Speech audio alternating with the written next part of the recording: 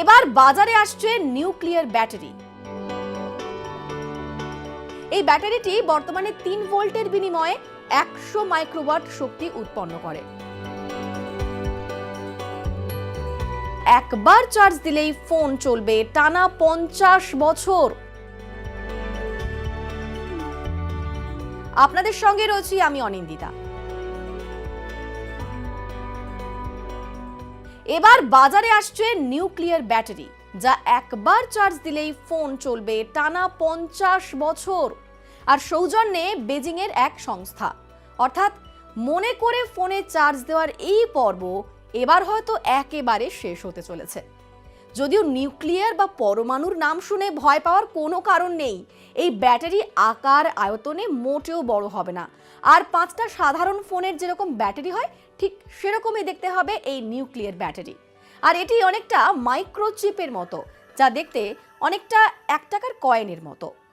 আর বেজিংয়ের সংস্থা বলছে এটি বিশ্বের প্রথম ব্যাটারি যা পারমাণবিক শক্তির একেবারে ক্ষুদ্রতম রূপ। পরবর্তী প্রজন্মের এই ব্যাটারি নিয়ে ইতিমধ্যেই কিন্তু পরীক্ষা নিরীক্ষা সবকিছু শুরু হয়ে গিয়েছে। ফোনে এই ব্যাটারির প্রয়োগ হলে পরবর্তীকালে ড্রোনের জন্য তা কিন্তু তৈরি করা হতে পারে।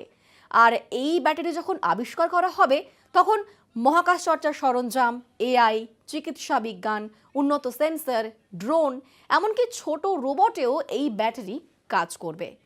আকারে ঠিক কিরকম হবে তাও আপনাদের বলে দিই এই ভিডিওতে। দৈর্ঘ্য আর প্রস্থে ব্যাটারির আয়তন হবে 15 মিলিমিটার।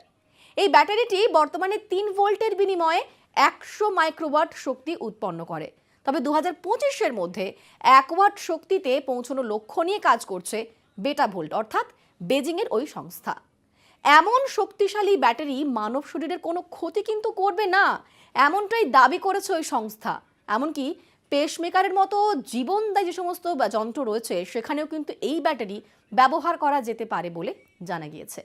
এই নতুন শক্তির উদ্ভাবন চীনকে এআই নিয়ে বিপ্লবের নতুন দিশা দেখাবে, এমনটাও কিন্তু মনে করছেন বিশেষজ্ঞরা।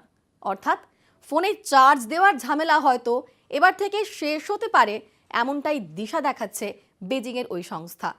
ভিডিওটি কেমন লাগলো অবশ্যই কমেন্ট করে বলবেন, আর ভালো লাগলে শেয়ার করবেন। নজর থাক নিউজ 18 বাংলায়।